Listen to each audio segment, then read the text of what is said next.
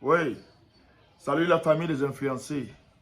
Là, le film est en train de prendre une tournure qui devient un peu un genre. Parce qu'il paraît que le tueur de bébé Mathis a dormi à Kondengui. Donc, ça commence à donner quelque chose d'intéressant. Mais, ce n'est pas fini. Le film, ce n'est pas encore fini. Parce que là où on l'a mis à Kondengui, là, il faut qu'on ait le fax de la suite. C'est-à-dire que le cardio doit rester, on doit garder la pression pour savoir comment ils vont gérer le matin jusqu'à la fin. Hier soir, j'ai écouté le préfet du Fundi sur la CATV. Moi-même, je sais, j'étais comme vous, non. J'ai Wanaka, donc, il y a le préfet dans le Fundi. Donc, Yaoundé a un préfet qui est là. Le préfet a parlé, il a dit que non, c'est un tueur. Il a dit que lui, il utilise le mot tueur. Mais il a dit que il ne faut pas qu'on aille sur les réseaux sociaux. Parce que les réseaux sociaux n'ont pas la vérité. C'est-à-dire que les autorités de ce pays sont... Ou bien c'est les humoristes, ou bien c'est les comiques, moi je ne sais même plus. Hein. Donc aujourd'hui, comme les gens ont mis la pression, les mamans sont allées pleurer devant le commissariat. Finalement, le procureur a dit que on doit sentir le gars à Kondengui. Le préfet vient nous dire maintenant, hier soir, que non, les réseaux sociaux n'ont pas la vérité. Que si tu vas avoir la vérité, il faut te rapprocher des gens qui font l'enquête. Les gens qui font l'enquête là, ils sont au ciel. Et même n'ont pas la bouche. Les gens qui font l'enquête là ne peuvent pas prendre leur bouche, se mettre devant la télé et nous expliquer où en est l'enquête, qu'est-ce qui se passe, comment ça se fait, machin.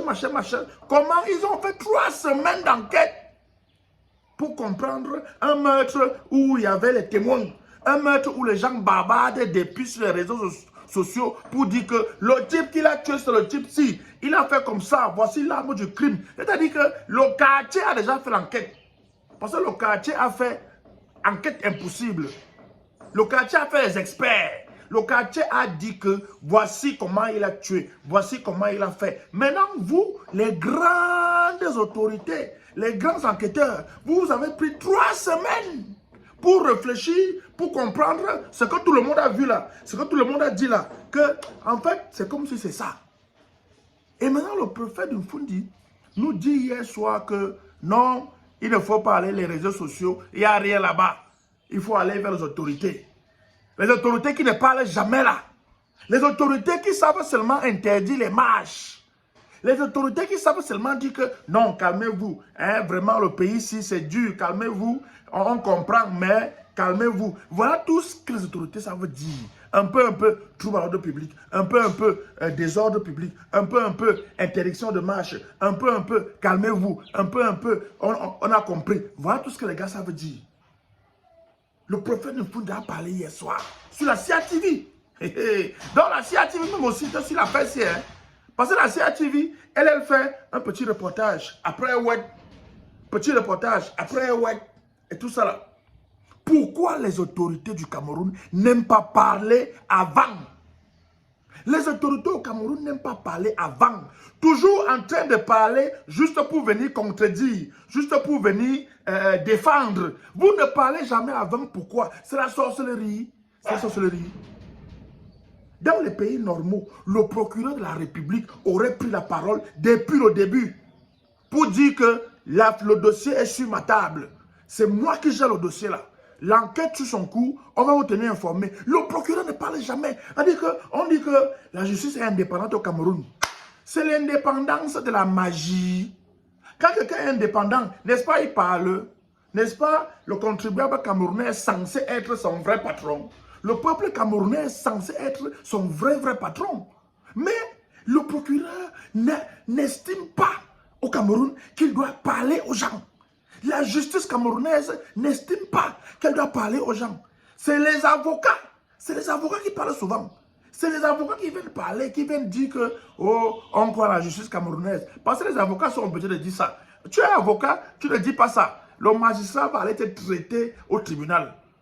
Les procureurs ne parlent jamais. Les juges alors, c'est-à-dire que eux alors, hein, c'est la magie seulement alors. Les juges, eux alors, tu ne sais même pas s'ils sont des humains. Ils sont seulement assis dans les tribunaux, condamnés à faire renvoyer, dossier suivant. Les procureurs au Cameroun, quand tu vois un procureur de la République charger un voleur de papaye, j'étais une fois au tribunal de Kounou. Mon gars, j'avais vu un procureur de la République charger un gars qui avait volé la papaye au quartier. Le type là avait dit que le voleur de papaye là, c'est le pire danger du Cameroun. Il avait chargé le voleur de papaye là. Moi, j'avais dit que tiens, c'est la papaye qu'il a volé ou bien la papaye c'est seulement un symbole. Mais pour bébé Mathis, le procureur ne parle pas. Les gars là ne parlent pas. Il faut faire les enquêtes, les enquêtes, les enquêtes. Donc, parmi les ministres que le père a envoyé consoler la famille de bébé Mathis, les ministres compétents, le ministre de la Justice, qui est celui qui doit dire au parquet que faites l'enquête là avec diligence, il n'est pas parti. Il n'est pas parti avec son ministre délégué, hein, JDM, Jean de Dieu Momo. Il n'est pas parti, hein, parce que Lorenzo et Jean de Dieu Momo, c'est eux qui commandent le parquet. C'est eux les vrais patrons du parquet. C'est-à-dire que, administrativement parlant, c'est eux les patrons du parquet. Ils n'ont pas parlé depuis là. Parce qu'eux, ils ne parlent pas.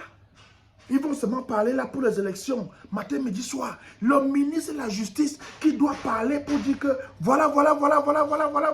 Il ne parle pas. C'est-à-dire que les autorités camerounaises laissent les gens faire le Japon. Laissent les réseaux sociaux faire le travail pour venir dire après que ce n'est pas dans les réseaux sociaux qu'il y a la justice. Ce n'est pas les réseaux sociaux qui font l'enquête. Vous ne pouvez pas venir nous expliquer alors qui fait l'enquête. Hein? Vous ne pouvez pas venir nous expliquer ça. Les enfants, allez là-bas, je fais la vidéo. Non, tu vas partir à la tenue de classe pour pas les bulletins. Voilà, c'est les vacances. Hein? Les enfants ne parlent pas les bulletins, il y a les vacanciers. Hein? C'est-à-dire que nos parents d'enfants sont en danger parce qu'avec l'affaire de bébé Mathis ici, chaque parent maintenant guette son enfant matin, midi, soir. Tu guettes ta part d'enfant que, hey, parce que les autorités du Cameroun, elles se disent que les enfants sont en sécurité, les enfants, rien ne peut leur arriver.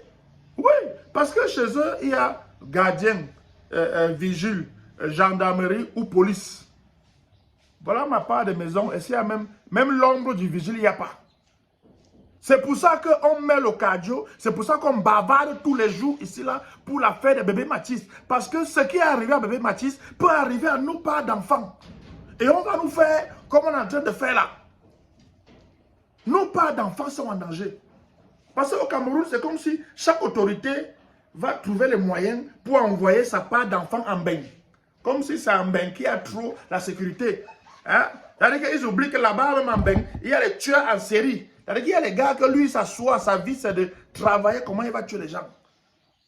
Mais, ici au pays, les gars font comme si quelqu'un est à l'abri de ça. Voici une affaire qui interpelle tous les parents. Tous les parents doivent être sentis interpellés que Massa, ma part d'enfant, on peut venir finir ça comme ça un matin, on peut venir finir ça en journée, et après on va commencer à faire les enquêtes doucement pour reconstituer les faits, ou bien c'est les faits de la magie, ou bien c'est les faits du banga, ou bien c'est quoi qu'on veut reconstituer que personne ne connaît. Même l'inspecteur d'Eric, on a vu les films ici dehors, les séries. L'inspecteur le plus lent du système solaire, même lui, quand il faisait une enquête, il finissait l'enquête là, on quittait sur ça. On espère que maintenant que le père là est à Kondengi, vous allez parler. Le problème, ce n'est pas qu'il soit à Kondengi. Le problème, c'est que les autorités, la justice, le ministre de la Justice, le procureur qui a le dossier, que vous veniez nous parler, parlez-nous et expliquez-nous comment le dossier va se faire. Parce qu'il y a beaucoup de dossiers au Cameroun ici, là. On ouvre l'enquête, après, l'enquête se referme, on ne sait même pas quand. Voilà le dossier Martinez-Zogo. On ne sait pas. Le procureur n'a jamais parlé. Le ministre de la Justice, comme c'est au tribunal militaire là-bas, eux alors, tribunal militaire alors, eux, ils ne sont même pas avec nous. Hein. C'est-à-dire que n'espérons même pas que c'est là pour nous parler un jour. On demande, on veut qu'on nous explique, que le procureur de la République qui a le dossier en main, qui gère, le parquet qui gère ça, nous parle, que le ministre même nous parle. Hein? Parce que le préfet, oui, le préfet c'est l'autorité, mais le préfet n'a pas forcément le A1 du dossier. Le A1 du dossier est au parquet. C'est le parquet qui a le A1. Donc, le procureur ou bien son patron, le ministre de la Justice, ou bien le ministre délégué au Premier ministre de la Justice, ils doivent nous parler. Mais c'est même quel pays ça? Les autorités n'aiment pas parler aux gens. Vous n'aimez pas nous parler comment? On vous a fait quoi? Ce n'est pas nous qui cotisons pour votre salaire. Vous ne nous parlez pas comment? C'est la magie. Tchoukwanda. Maintenant, j'espère que comme le tueur de bébé Mathis est déjà à Kondengue, j'espère que la famille de bébé Mathis maintenant va quand même parler officiel. J'espère que vous allez quand même sortir pour parler que voilà. Si vous êtes déjà sorti, je n'ai pas encore écouté. Hein? Je vais regarder, peut-être que la famille est sortie entre hier soir et ce matin 7 h, je ne sais pas. Donc c'est le moment de parler quand même. Ne restez pas aussi dans le Sissongo comme si nous on venait même inventer un pétard. Hein? Ne vous taisez pas aussi comme si nous on venait acheter un problème qui ne nous concerne pas.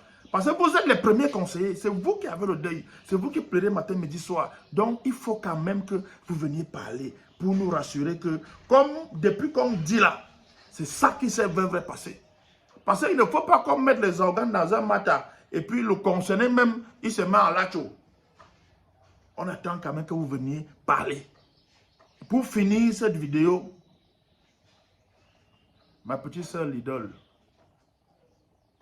je crois que le moment est venu. Tu as une dernière chance encore maintenant de te désolidariser officiellement du crime que ton père a commis. Je crois que tu as encore une chance de le faire, petite soeur. Tu n'y es pour rien. Ce n'est pas toi qui as tué le petit là, mais c'est ton répé. C'est ton père qui est incriminé. Et ce n'est pas la first fois qu'il est incriminé sur un web. C'est seulement la first fois que le web est sorti genre sur les réseaux sociaux. Donc là, tu as encore le temps.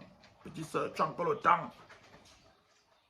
Parce que la Bible dit que les enfants payent les crimes de leur père. Les enfants héritent de leur père le bien et le mal.